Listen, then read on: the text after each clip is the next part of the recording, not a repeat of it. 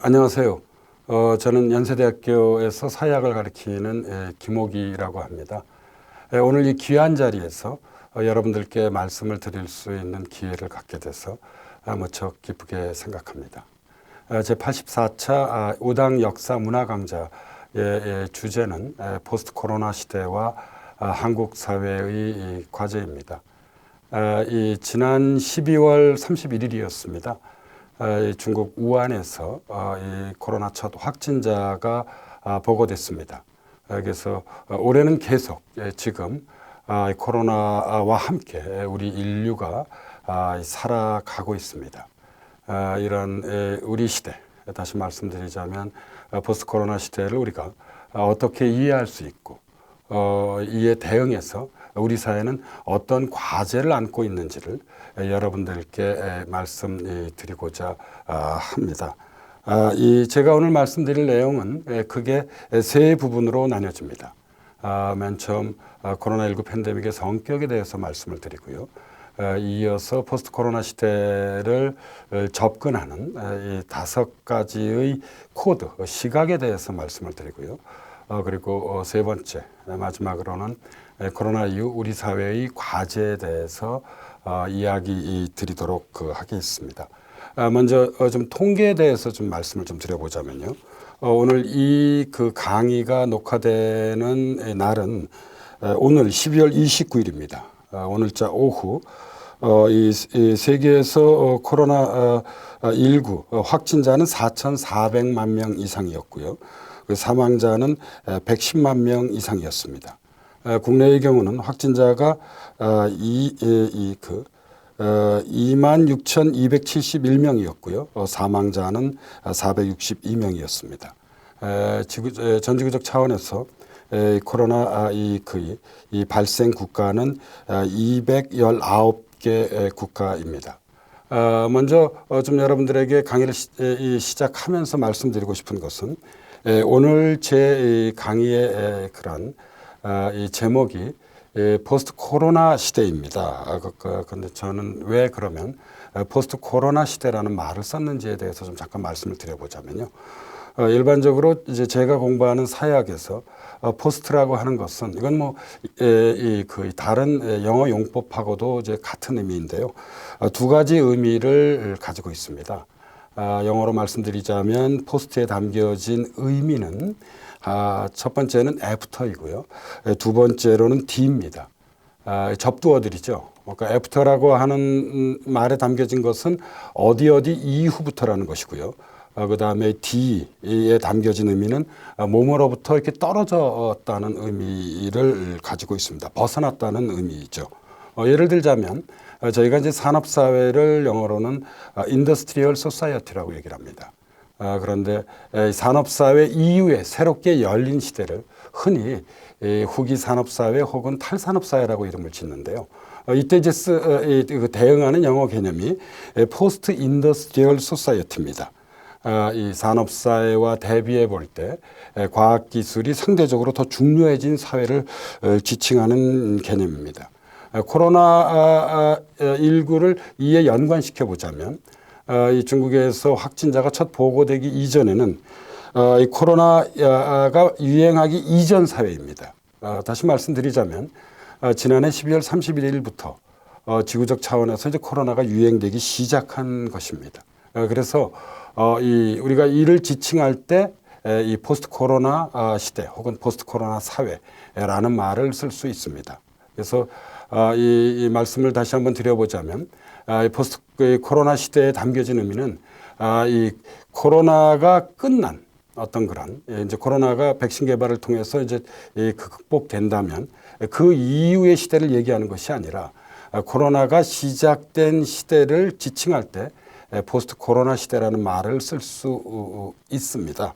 이것은 우리가 산업사회에 이어서 곧바로 탈산업사회가 시작되는 것과 같은 이치라고 할 수 있습니다. 뭐 이런 맥락에서 볼 때 일각에서 얘기하는 이 위드 코로나 시대라는 말은 이 포스트 코로나 시대와 같은 의미를 담고 있는 것이라고 볼 수 있습니다. 정리해서 말씀드리자면 포스트 코로나 시대라는 말에 담겨진 의미는 코로나가 끝난 다음의 사회라는 것이 아니라 코로나가 시작된 바로 그 이후의 사회를 거의 의미한다는 것을 좀 강조해서 말씀드리면서 이 오늘 강의를 시작하도록 하겠습니다. 맨 처음 제가 말씀드리겠다고 이야기한 것은 코로나19 팬데믹의 성격입니다. 팬데믹이라고 하는 것은 감염병, 이 지구적 유행이 이루어진 상태를 우리가 팬데믹이라고 볼 수 있습니다. 이러한 코로나19 팬데믹을 그렇다면 어떻게 볼 것인가에 대해서 저는 이런 생각을 가지고 있습니다. 코로나19 바이러스가 중국 우한에서 처음 보고된 것은 지난해 12월 30일이었습니다. 우리나라의 경우는 이 코로나19 팬데믹의 첫 환자가 이 코로나 환자가 확진자죠. 이 첫 확진자가 나타난 것은 1월 20일이었습니다. 그래서 올봄 여름과 가을 가을에 동아시아, 유럽과 미국을 휩쓴 이 코로나19 바이러스가 최근에 이제 라틴 아메리카와 인도를 강타해 왔습니다. 그렇다고 해서 유럽과 이 미국에서 현재 코로나19 이 팬데믹이 잠재워졌다는 것은 아닙니다. 올 봄부터 계속 제기되었던 그 주장 가운데 하나가 이 올 가을과 겨울에 코로나의 제2차 파고가 예상될 것이라는 어떤 그런 견해였습니다. 그 까닭은 전염병이라고 하는 것은 아무래도 실외보다는 실내에서 옮겨질 가능성이 높고요. 그러니까 이 가을과 겨울은 실외 생활보다는 실내 생활이 중심이 되기 때문에 그런 주장이 제시가 되었는데요. 오늘 바로 이 녹화를 하는 10월 29일 이 오늘자 여러 뉴스들을 보면 유럽과 미국에서 코로나는 여전히 어떤 그런 강세를 거의 보이고 있습니다. 그래서 앞서 말씀드렸듯이 이러한 코로나19 바이러스의 폭풍이 이제 포스트 코로나 시대를 열고 있다고 볼 수 있습니다. 그래서 저는 이러한 코로나19 팬데믹을 세 가지 측면에서 그 성격을 좀 살펴볼 수 있다고 생각을 하는데요. 첫 번째가 이제 글로벌 위험 사회이고요. 두 번째가 국면 사회이고요. 세 번째가 이중적 뉴 노멀 시대입니다. 맨 먼저 코로나19 팬데믹의 성격으로서 말씀드리고 싶은 것은 글로벌 위험 사회입니다. 코로나19 팬데믹은 울리 시백이 말한 글로벌 위험 사회로서의 성격을 그대로 보여줍니다. 원래 위험 사회라고 하는 것은 이 울리 시백이라고 하는 독일 사회학자가 1986년 위험 사회라는 책을 발표하면서 널리 유명해진 일종의 현대 사회를 이해하는 이론틀 가운데 하나입니다. 그러니까 위험이 중심이 되는 사회가 바로 위험 사회이고요. 글로벌 위험 사회라고 하는 것은 이러한 위험이 세계화된 지구화된 사회를 지칭합니다. 글로벌 위험 사회에서 대표적인 글로벌 위험으로 울리 시백이 손꼽고 있는 것은 금융위기, 테러리즘, 그다음에 기후위기와 같은 것입니다. 이 울리 시백은 위험 사회론에 입각해서 글로벌 위험 사회라고 하는 책을 놓기도 했습니다. 그래서 우리가 지구촌이라는 말을 많이 씁니다. 글로벌 위험 사회라고 하는 것은 이제 이게 위험 자체가 전 지구적으로 확산됐기 때문에 우리 인류에게 이제 위험의 바깥은 존재하지 않습니다. 위험에 따른 그 결과 공포의 세계화가 강화되고 있습니다. 특히 이 전염병의 세계화는 건강과 생명이 직결되어 있는 만큼 일단 위험이 발생하면 지구 전체를 공포로 몰아넣게 됩니다. 제 개인적 경험을 하나 말씀드리자면 지난 2월 우리나라의 경우 신천지발 이 코로나 유행이 시작되었을 때 일이었습니다. 그때 지하철을 탔는데요. 지하철 안에 많은 승객들이 있었습니다. 그런데 모두 다 마스크를 쓰고 있었고요. 아무도 말하지 않았습니다. 그런데 한 구석에서 누군가 기침을 했습니다. 그런데 바로 그 순간 제가 탔던 칸 안에 있는 모든 승객들이 어떤 놀라움, 예, 걱정스러움, 두려움이 담긴 시선으로 그 사람을 바라봤습니다. 저는 그 순간 사회학을 공부하는 이 연구자로서 깨달았습니다. 코로나가 놓여 있는 자리가 선명히 드러났기 때문입니다. 이 코로나가 건드린 것은 바로 우리 생명이고요. 예. 우리 이 생명에 대한 위협, 다시 말씀드리자면 그 공포를 새삼 깨닫지 않을 수 없었습니다. 이것이 바로 이 위험에 따른 공포의 세계화가 가져온 어떤 그런 구체적인 사례라고 볼 수 있습니다. 그래서 일단 위험이 발생하면 그것이 글로벌한 성격을 가지고 있을 경우 지구 전체를 공포의 세계화로 몰아넣고요. 이 코로나19 팬데믹은 그것을 생생히 보여주고 있다는 것입니다. 이러한 위험의 세계화에서 주목할 만한 또 하나의 사실은 이 환경위기가 국가 세급, 세대에 따라 불평등한 영향을 미치듯 위험이 경제적으로 빈곤한 나라의 국민, 독거노인이나 미취학 아동 등과 같은 사회적 약자들에게 더 큰 영향을 미치게 된다는 점입니다. 다른 말로 하자면 위험이 가져오는 위험의 불평등 현상입니다. 제가 몇 해 전 한 일간지에 더위는 평등하지 않다라고 하는 어떤 그런 칼럼을 쓴 바 있습니다. 폭염이죠. 여러분, 폭염은 평등하지 않습니다. 어떤 집에는 방마다 에어컨이 있고요. 어떤 집에는 거실에만 에어컨이 있고요. 어떤 집에는 선풍기로 더위를 쫓고요. 그리고 혼자 사시는 독거노인 어르신들의 경우에 어떤 경우에는 이 선풍기조차마저도 없을 수 있습니다. 이것이 바로 폭염이라고 하는 위험의 이 불평등 현상입니다. 코로나19도 현재 바로 이런 위험의 불평등 현상을 그대로 보여준다는 점을 우리가 주목할 필요가 있습니다. 두 번째로 코로나19 팬데믹의 성격으로서 말씀드리고 싶은 것은 국면사로서의 코로나19 팬데믹입니다. 여기서 말하는 이 국면사라고 하는 것은 프랑스 역사학자죠. 우리가 아나락파 역사학자라고 흔히 얘기하는데 이 페르낭 브로델이 만든 이론입니다. 브로델에 따른다고 한다면 역사는 세 층위로 이루어져 있습니다. 가장 이제 위에 있는 층이 어떤 그런 사건들의 그런 역사입니다. 예를 들자면 올해의 경우를 보자면 지난 4월 15일 날 여러분 총선이 있었습니다. 총선이라고 하는 건 하나의 사건으로 존재하는 것입니다. 그리고 이러한 사건들의 역사 바로 아래 국면들의 역사가 존재합니다. 이 국면이라고 하는 것은 영어 이제 컨정처를 우리말로 옮긴 것이죠. 예. 경우에 따라서는 주기라는 말로 써도 좋습니다. 대략 한 30년에서 60년 정도 상당히 지속되는 역사를 의미합니다. 예를 들자면 우리나라의 경우에서는 가난으로부터 벗어나기 위해서 경제 발전에 주력한 산업화 시대라고 하는 것은 하나의 국면입니다. 그리고 산업화가 어느 정도 이루어지자 이 국민 다수는 말의 자유, 그다음에 인권, 민주주의를 누리기 위해서 민주화 시대를 열어왔습니다. 민주화 시대라고 하는 것도 여러분 하나의 국면입니다. 이러한 국면의 역사들이 존재하고요. 국면들의 역사가요. 그리고 그 아래 구조의 역사가 존재합니다. 구조의 역사라고 하는 것은 아주 더디게 흐르는, 장기적으로 흐르는 시간들의 역사입니다. 예를 들자면 산업사회, 산업혁명 이후의 사회입니다. 예를 들자면 자본주의. 그리고 저희 학계에서 많이 쓰는 말이지만 예를 들자면 현대성, 영어로 모더니티죠.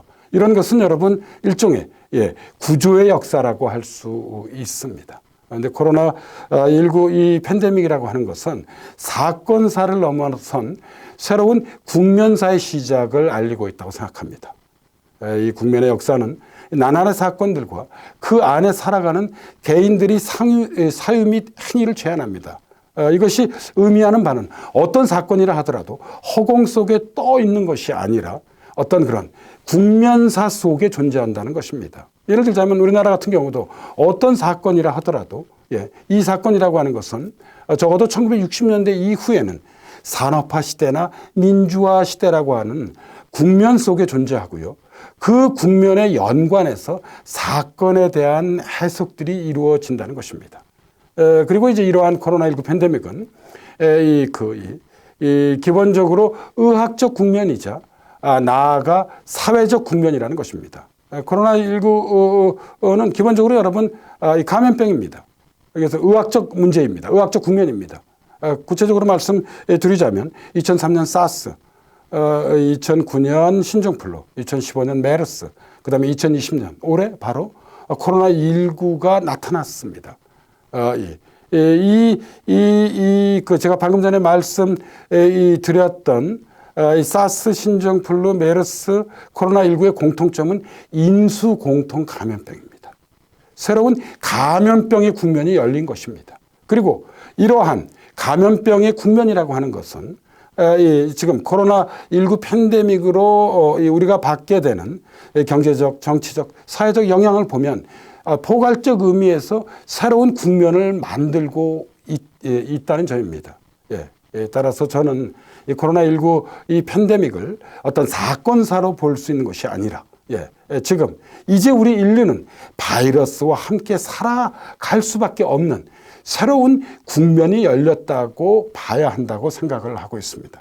코로나19 이 바이러스의 특징은 경증상 상태에서 전염력이 매우 높다는 점입니다.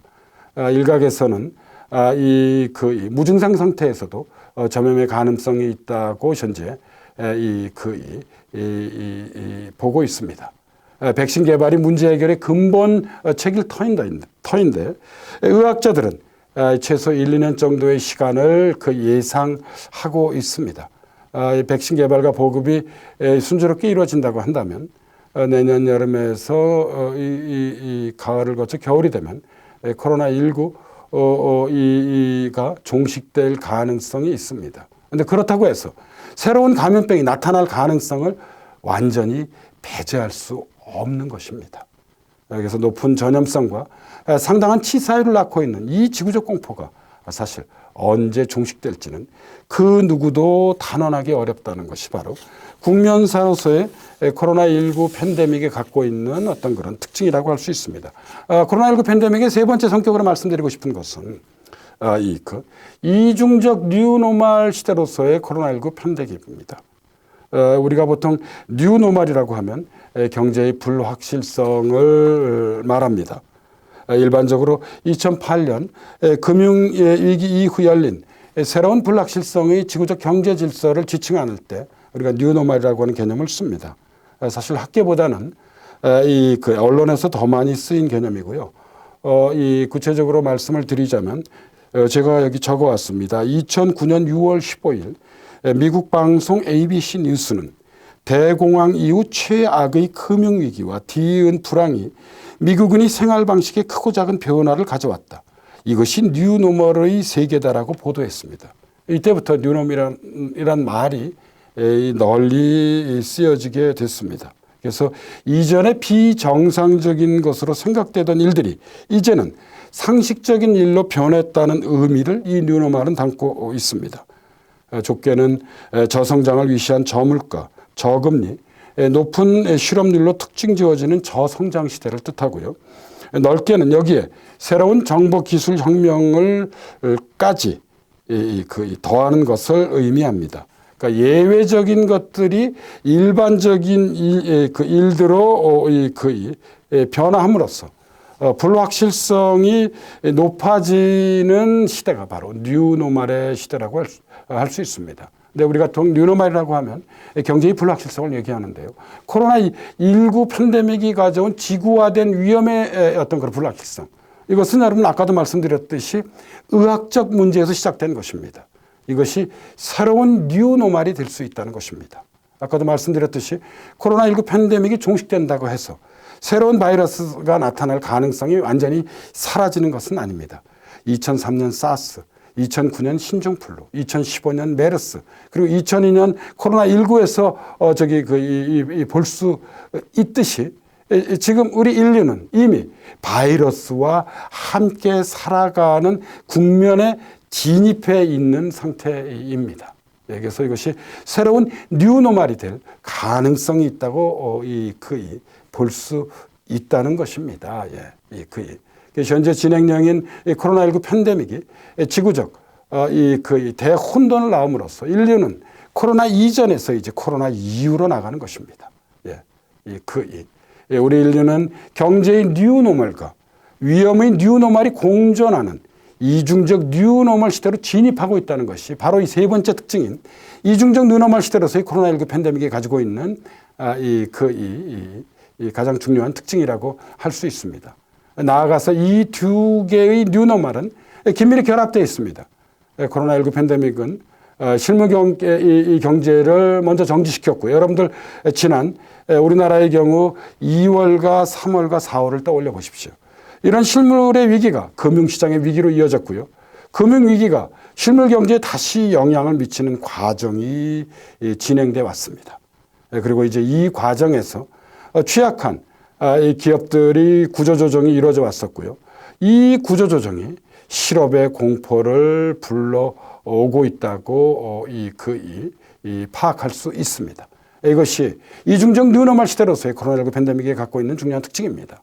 그래서 저는 코로나19 팬데믹의 성격을 우리가 파악하는 데서는 제가 공부하는 사회학적 관점에서 보자면 글로벌 위험사회, 그 다음에 국면사, 이중적 뉴노멀, 이러한 세 가지 측면에서 코로나19 팬데믹의 성격을 살펴볼 수 있다고 말씀드리고 싶습니다. 이어 두 번째로 드리고 싶은 내용은, 그렇다고 한다면 이런 포스트 코로나 시대를 그럼 어떻게 읽을 것인가? 어떻게 파악할 수 있을 것인가? 어떻게 분석할 수 있을 것인가?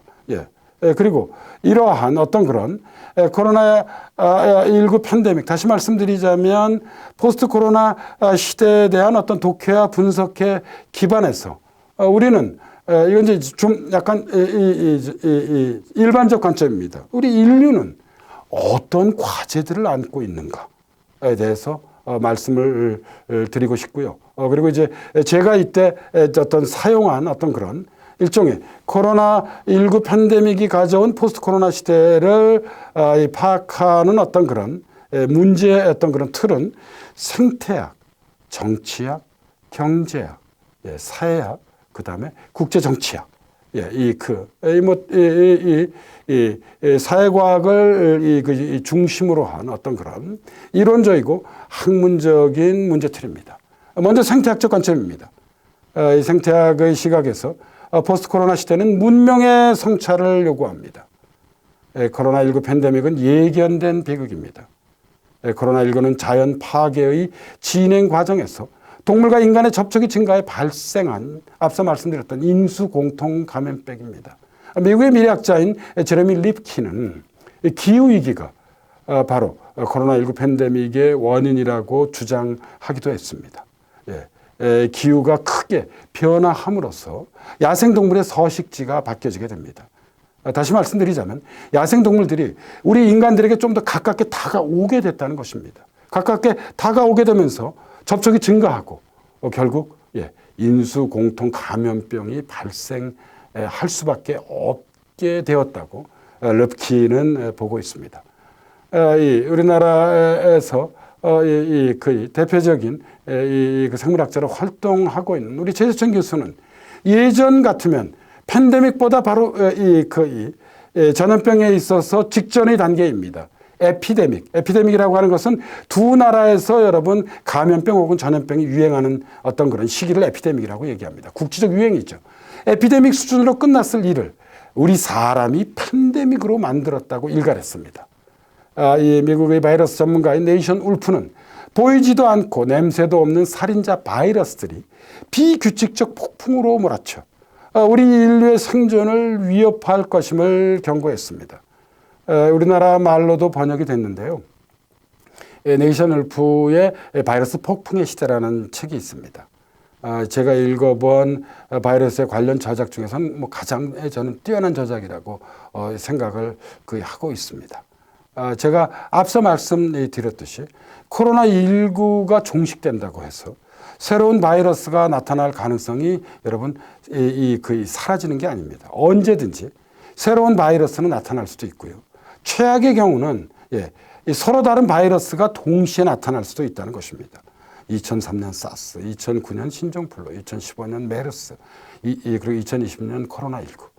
왠지 기간도 좀 짧아지는 것 같고요. 뭔가 좀 으스스한 어떤 그런 불안을 우리로 하여금 느끼게 하고 있습니다. 이것이 바로 비규칙적 폭풍인 것입니다. 장기간 바이러스들이 여러분 코로나19가 종식된 다음에 안 나타날 수도 있습니다. 지금 네이션 울프는 바로 이 얘기를 하고 있습니다. 바이러스들이 비규칙적 폭풍으로 몰아쳐 우리 인류의 생존을 크게 위협할 것이라는 점입니다. 그래서 혹시 바이러스 문제에 관심이 있으신 분들은 네이션 울프의 바이러스 폭풍의 시대를 읽어보시기를 좀 권해드리고 싶습니다. 요컨대 생태학적 관점에서 보면 자연과 공존하는 삶과 실천, 이것이 바로 생태학이라고 하는 학문이 가지고 던지는 매우 중요한 메시지입니다. 우리 인간이라고 하는 존재도 여러분 지구의 유일한 주인이 아니라 지구를 이루고 있는 여러 존재들의 하나일 뿐인 것입니다. 지구는 우리 인간 말고도 수많은 동물과 식물들이 함께 살아가고 있습니다. 따라서 우리 인류는 자연과 더불어 함께 공존하면서 살아가야 할 책임을 갖고 있는 것입니다. 지금 이야기를 하고 있는 것입니다. 자연과 공존하는 삶과 실천은 이제 선택이 아니라 생존의 생태학으로서 의미를 가진다는 것이 생태학적 관점에서 포스트 코로나 시대를 읽는 어떤 그런 핵심적인 내용이라고 할 수 있습니다. 두 번째로는 정치학적 관점입니다. 코로나19 팬데믹 이후 많은 정치학자들은 이구동성으로 국가의 기원을 알렸습니다. 지구화된 위험에 가장 효과적으로 대처할 수 있는 주체는 역시 일사불란한 관료제에 기반한 국가였습니다. 사회적 거리 두기와 확진자 동선 공개 등을 앞세운 우리 정부의 방역 정책은 국가의 능력이 얼마나 중요한지를 생생히 증거한 사례입니다. 해외에서 평가되고 있듯이 우리 대한민국의 코로나19의 의학적 방역은 매우 높은 점수를 받을 수 있습니다. 다른 나라와 비교해 볼 때 우리나라 방역 정책의 매우 중요한 두 가지 특징은 하나는 확진자 동선 공개입니다. 또 다른 하나는 사회적 거리 두기입니다. 물론 이 서구 일각에선 이러한 국가의 기완이 개인주의와 자유주의를 위축시킬 수 있다고 우려하기도 했습니다. 그러나 나의 자유 못지않게 우리의 안전을 중시하는, 다시 말씀드리자면 개인의 삶과 공동체의 삶을 조화시키는 공동체주의적 상상력이 새삼 소환되고 있다는 점입니다. 이것이 정치학적 관점이 주는 메시지입니다. 개인의 자율도 중요하지만 동시에 공동체의 안전도 매우 중요하다는 것입니다. 세 번째는 경제학적 관점입니다. 경제학적 측면에서 코로나19 팬데믹은 시장에 대한 국가의 개입을 강조하는 케인스주의적 복권을 가져왔습니다. 2008년 금융위기 이후 큰 정부로의 전환이 예견되었습니다. 왜냐하면 2008년 금융위기라고 하는 것은 어떤 그런 시장의 자율성과 이 경쟁력을 중시했던 신자유주의적 패러다임의 위기를 함축하고 있기 때문입니다. 따라서 신자유주의에서 어떤 그런 이 시장에 대한 국가의 적절한 개입을 강조하는 케인스주의로의, 다시 말씀드리자면 큰 정부로의 전환이 예견됐지만, 그러나 이미 글로벌화된 세계화는 많이 진행되어 있는 상태입니다. 글로벌 가치 사슬에 일국적 차원의 케인즈주의는 한계를 가질 수밖에 없었습니다. 그런데 코로나19 팬데믹이 낳고 있는 경제 위기는 어떤 나라든 전방위적인 뉴딜을 요구하고요. 이에 각국 정부는 재정 확대로 경제 살리기에 분투하고 있습니다. 뉴딜에 대해서는 제가 조금 이따 한국사회 과제에서 다시 한번 상세히 말씀을 드리겠습니다. 그리고 여기에 더해서 디지털 트랜스포메이션, 디지털 전환이 가속화하는 제4차 산업혁명과 사회 양극화를 고려할 때 개인주의적 국가의 강화는 매우 불가피한 것으로 보이고 있다는 점입니다. 따라서 경제학적 관점에서는 포스트 코로나 시대에 이런 메시지를 우리가 생각해 볼 수 있습니다. 미래지향적 산업정책을 추진하고요. 구조화된 빈부격차를 완화시키는데 1차적으로 요구되는 것은 이제 더 이상 작은 정부가 아니라 강하고 유능한 정부라고 할 수 있다는 점입니다. 네 번째로는 사회학적 관점입니다. 사회적 차원에서 코로나19는 여러분들 올 한 해 가장 많이 들어보셨을 개념입니다. 언택트, 비대면 사회의 도래를 열어왔습니다. 온라인 학습, 온라인 쇼핑, 온라인 문화생활 등이 바로 그 구체적인 사례입니다. 이러한 정보사회의 만개가 참 역설적인 것입니다. 아주 이 지구상에서 가장 작은 이 생물체, 가장 작은 여러분 그 존재가 다름 아닌 바이러스입니다. 바이러스 폭풍을 통해서 예기치 않게 역설적으로 이루어졌다는 것입니다. 그러나 동시에 여러분 지난 우리 1월 21일 우리나라에서 그 첫 확진자가 보고된 이후에 9개월 넘게 이 비대면으로 여러분들 살아오셨을 겁니다. 주로. 그런데 이러한 비대면이 우리 삶에 모든 것을 대신할 수 없다는 사실 또한 사실 서서히 드러나고 있습니다. 그래서 대면과 비대면을 바탕으로 개인과 공동체의 관계를 어떻게 새롭게 설정할 것인지는 포스트 코로나 시대가 던지는 매우 중요한 그런 과제라는 것입니다. 물론 우리가 어떤 그런 코로나19가 종식된다 하더라도 과거의 대면 사회로 완전히 돌아가지는 않을 것입니다. 왜냐하면 우리는 온라인 학습이나 쇼핑이나 문화생활에서 비대면이 주는 장점도 이미 체험했기 때문입니다. 그러나 방금 전에 말씀드렸듯이 비대면이 우리 삶의 모든 것을 대신할 수 없다는 것입니다. 그래서 대면과 비대면을 바탕으로 개인과 공동체의 관계를 어떻게 새롭게 설정할 것인지는 포스트 코로나 시대가 던지는 중요한 사회적 과제입니다. 그래서 사회학적 관점에서 볼 때 포스트 코로나 시대에서는 개인적 자율과 협력적 연대가 오프라인과 온라인을 넘나들어 결합하는 연대적 개인주의 네트워크 문화를 일구는 것이 그 새로운 방향이 될 거라고 저는 생각하고 있습니다. 다섯 번째는 국제정치학적 관점입니다. 지구적 차원에서 코로나19 팬데믹은 이 탈세계화의 촉진에 속도를 더하고 있습니다. 여기서 탈세계화라고 하는 것은 영어로 디글로벌라이제이션이고요. 세계화로부터 후퇴했다는 것입니다. 21세기에 들어와서 세계화는 좀 정치 영역과 경제 영역에서 좀 상이한 어떤 그런 양상을 보였습니다. 경제적 측면에서는 상호 의존성의 증대로 세계화가 강화되었습니다. 그러나 정치적 측면에서는 특히 2008년 금융위기 이후에 미국의 트럼프주의를 위시한 포퓰리즘의 분출로 정치적 세계화는 후퇴해왔다고 볼 수 있습니다. 그런데 이런 상황에서 코로나19 팬데믹은 이러한 경제적 세계화에 현재 제동을 걸고 있는 것입니다. 뿐만 아니라 미국과 중국의 갈등 또한 격화시키고 있습니다. 우리가 우리 사회를 표현하는 개념 중에 하나로 몇 해 전에부터 써왔던 개념이 다름 아닌 각자 도생이라는 말입니다. 그런데 코로나19 팬데믹은 지구적 차원에서 보면 여러분 각국 도생의 시대를 지금 열고 있는 것입니다. 각 나라가 정말 어떤 그런 자기 국가의 국민들이 생명과 안전을 최우선으로 하는 정책을 추진할 수밖에 없는 상황입니다. 이게 각국 도생입니다. 그리고 이러한 것들이 이제까지 지구적 차원에서 어떤 그런 정치적 경제적 결정을 이끌어왔던 글로벌 거버넌스를 무력화시키고 있다는 것입니다. 그런데 여기서 우리가 이제 주목해야 할 점은 바로 이것입니다.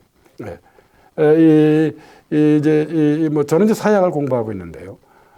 저를 포함한 우리가 이제 그 사회과학자들이 코로나19 팬데믹의 시대에서 이야기하는 것 중에 하나가 오늘날 딱 하나만이 세계화되었다고 얘기를 합니다. 그것이 바로 여러분 코로나19 바이러스입니다.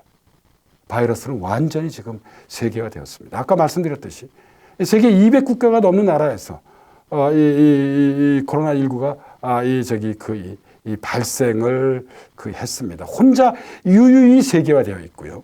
나머지 모든 것들은 지금 여기서 말씀드리고 있듯이 이러한 세계화로부터 후퇴해 있는 것이 바로 오늘날 어떤 그런 지구적 현실이라고 할 수 있습니다. 그런데 우리가 주목해야 할 것은 이러한 이 세계화된 바이러스에 제대로 대처하기 위해선 일국적으로 대응하는 데는 한계가 있을 수밖에 없다는 것입니다. 결국 바이러스가 세계화되었기 때문에 이러한 바이러스 대책도 물론 일국적으로 어떤 그런 이 각국의 상황과 조건에 맞는 방역 정책을 추진해야만 합니다. 그런데 이러한 어떤 일국적 방역 못지않게 지구적 차원에서 코로나19를 완전히 종식시킬 수 있는 이 지구적 차원에서의 방역도 매우 중요한 과제입니다. 바로 이 이야기를 지금 여러분들에게 제가 지금 말씀드리고자 하는 것입니다. 그래서 그러나 분명한 사실은 글로벌화된 바이러스에 효과적으로 대처할 수 있는 방법은 훼손된 글로벌 거버넌스가 저는 조금 전에 무력화되었다고 말씀드렸습니다. 훼손된 바로 그 글로벌 거버넌스를 새롭게 재구축하는 데 있다는 점입니다. 이것이 바로 국제정치학적 관점에서 이 포스트 코로나 시대의 어떤 그런 우리 인류가 안고 있는 어떤 그런 과제라고 할 수 있습니다. 마지막 세 번째로 말씀드리고 싶은 것은 한국 사회의 과제입니다. 네 가지 측면에서 정리해 봤습니다. 첫 번째 경제적 측면입니다. 경제 영역에서 코로나19 팬데믹의 영향은 전망을 불허합니다. 위기의 원인이 경제가 아닌 전염병에 있는 만큼 코로나19가 불러온 파장을 예측하기 어렵기 때문입니다. 분명한 것은 앞으로 위험의 뉴노멀이 경제의 뉴노멀과 주기적으로 영향을 미칠 수 있다는 사실과 이러한 인과 과정을 통해 불확실성이 더욱 증가할 가능성이 높다는 점입니다. 이러한 경제에 대한 위험의 경제학의 정책 대안을 준비하고 추진해야만 합니다. 구체적으로 경제 살리기, 소득 보전, 일자리 창출을 위한 확대 재정 추진, 성장의 새로운 동력으로서의 제4차 산업혁명에 대한 적극적 대응 모색, 기업의 구조조정과 사회적 대타협의 추진이 중요하다고 저는 생각을 하고 있습니다. 그리고 이제 이와 연관해서 경제적 측면에서 제가 따로 말씀드리고 싶은 것은 이 한국판 뉴딜에 관한 것입니다. 방역은 크게 두 가지로 나뉘어지게 됩니다. 코로나19 팬데믹에 대한 방역입니다. 하나가 의학적 방역이고요. 또 다른 하나는 바로 코로나19 팬데믹이 가져온 경제적 위기에 대응할 수 있는 경제적 방역입니다. 한국판 뉴딜은 우리 정부가 마련한 어떤 그런 경제적 방역 정책입니다. 이 한국판 뉴딜이 처음 제시된 것은 4월 22일이었습니다. 문재인 대통령은 제5차 비상경제회의에서 경제회복을 위한 국가 프로젝트로서의 뉴딜을 제안했습니다. 이후 정부 각 부처들은 관련 정책들을 내놓았고요. 6월 1일 제6차 비상경제회의에서 한국판 뉴딜의 1차 버전을 선보였습니다. 7월 14일 국민보고대회에서는 한국판 뉴딜의 종합 계획을 발표했습니다. 다음 슬라이드가 바로 이제 기재부에서 내놓은 한국판 뉴딜의 종합판의 정리 버전입니다. 그래서 이 사회 안전망 강화라고 하는 이 목표 위에 한 축에 디지털 뉴딜이 있고요. 다른 한 축에 그린 뉴딜이 있습니다. 여러분들 디지털 뉴딜과 그린 뉴딜에 대해서는 지난 여름과 이번 가을에 많이 들어보셨을 겁니다. 그래서 이 추진 과제로선 10대 대표 과제와 전체 28개의 어떤 그런 이 과제가 있습니다. 그래서 한국판 뉴딜이 추구하는 우리 경제 사회의 미래 변화상에 대해서 말씀드리자면요. 데이터 네트워크 AI, DNA입니다. DNA 기반을 바탕으로 한 혁신과 역동성이 확산되는 디지털 중심지로서의 글로벌 메가 트렌드를 주도하는 똑똑한 나라. 정부가 내놓은 것입니다. 두 번째로는 탄소 중립을 향한 경제사회의 녹색 전환을 통해 사람, 환경, 성장이 조화를 이루며 국제사회의 책임을 다하는 그린 선도 국가. 두 번째입니다. 세 번째가 튼튼한 고용사회 안전망과 사람에 대한 투자가 국민의 삶과 일자리를 지켜주고 실패와 좌절에서 다시 일으켜주는 더 보호받고 더 따뜻한 나라를 세 번째로 제시했습니다.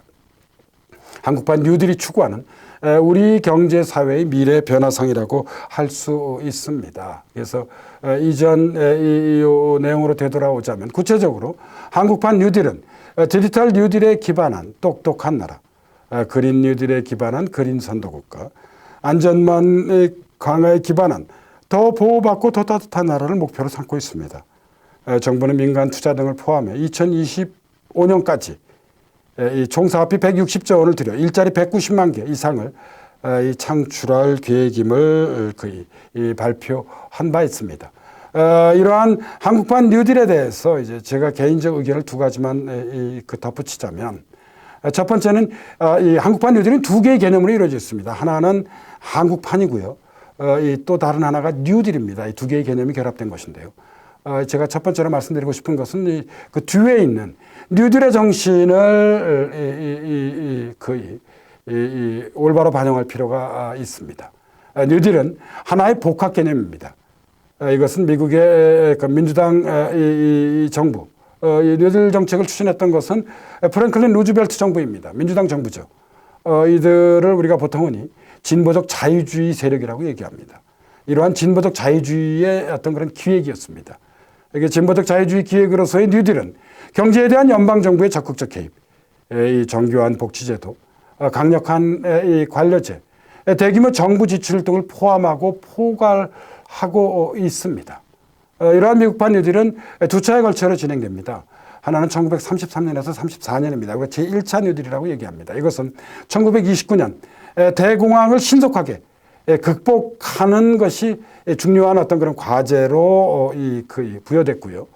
그리고 1935년부터 뉴딜이 우리가 종식된 해는 흔히 38년으로 잡고 있습니다.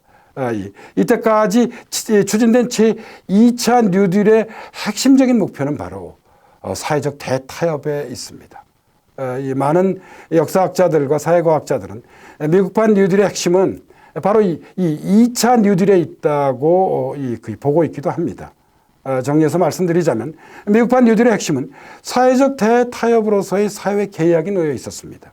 뉴딜은 정부, 기업, 노동자가 사회 계약을 맺게 함으로써 생산성과 형평성을 동시에 제고하려는 정치적 교환, 일종의 정치적 타협을 추진한 것입니다.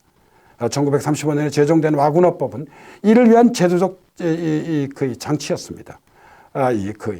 저는 이러한 어떤 그런 한국판 뉴딜에는 어떤 그런 미국판 그 뉴딜의 핵심을 이루고 있는 이러한 사회적 대타협이 좀 더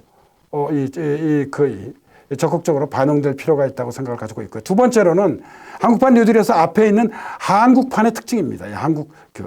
한국적 특성을 강조한 것입니다. 한국판 뉴딜은 이중적 목적. 다시 말씀드리자면 단기적으로는 위기 극복과 일자리 창출, 그리고 장기적으로는 포스트 코로나 시대의 미래 대비를 겨냥하고 있습니다. 그런데 안전망 강화 위에 지금 한 축의 디지털 뉴딜이 있고요. 다른 한 축에 그린 뉴딜이 있습니다. 그러나 이제 저는 이걸 좀 더 포괄적으로 재구성할 필요가 있다고 생각합니다. 그래서 디지털 뉴딜과 그린 뉴딜에 제조업 뉴딜을 더하는 혁신 뉴딜, 그리고 휴먼 뉴딜, 글로벌 뉴딜을 포함하는 통합 뉴딜로, 그러니까 다시 말씀드리자면 디지털 뉴딜과 그린 뉴딜보다는 좀 더 포괄적인 혁신 뉴딜과 이 통합 뉴딜로 이 비전과 정책을 재정리하고 보완할 필요가 있다고 생각을 하고 있습니다. 이것이 한국판 뉴딜에 대한 제 개인적인 바람이고요. 두 번째로 말씀드릴 수 있는 것은 이제 국내 정치와 국제 정치적 측면입니다. 이건 이제 한국 사회의 과제라고 하는 측면의 어떤 그런 두 번째 측면입니다. 2008년 금융위기 이후 신자유주의 경제 시스템에 대한 국가의 기원이 토론돼 왔습니다. 그런데 예기치 않게 코로나19 팬데믹은 분명히 그 기원을 제가 앞서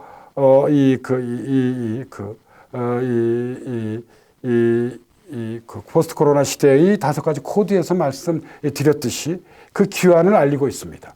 코로나19 팬데믹이 시작하자 그동안 세계화가 얼마나 과장되었고 글로벌 거버넌스가 얼마나 허약했는지를 돌아보게 됐습니다. 그 국민 국가가 시민의 생명과 안전을 지키는 가장 중요한 보루라는 사실을 우리는 새삼 깨닫게 됐습니다. 그래서 이러한 정치에 대한 위험의 정치에 대한 위험의 정치학의 정책 대안을 준비하고 추진해야만 합니다. 위험 관리에 대한 정부의 정책 영향을 강화하고요. 점증하는 미중 갈등을 대비한 현실주의 외교를 추진해야 하고요. 선도국에 걸맞는 코로나19 팬데믹이 발생한 이후에 우리나라가 이제 스스로를 지칭하는데 가장 많이 쓰인 개념 중에 하나가 선도국입니다. 이러한 선도국에 걸맞는 지구적, 지역적, 글로벌 거버넌스의 적극적 기여가 요청된다고 생각을 하고 있습니다. 세 번째는 사회문화적 측면입니다. 앞서 말씀드렸듯이 코로나19 팬데믹은 비대면 서비스와 커뮤니케이션을 강화하는 비대면 사회를 열고 있습니다. 이번에 경험한 비대면 사회의 장점은 코로나19 팬데믹이 끝난 다음에도 계속 활용될 가능성이 있습니다. 그리고 이러한 흐름이 함의하는 바는 코로나 광풍이 그치면 우리가 돌아갈 자리가 옛날의 자리가 아닌 제3의 자리일 것이라는 점입니다. 이건 앞서 제가 포스트 코로나 시대의 어떤 그런 이 사약적 코드에서 말씀드린 바 있습니다. 우리는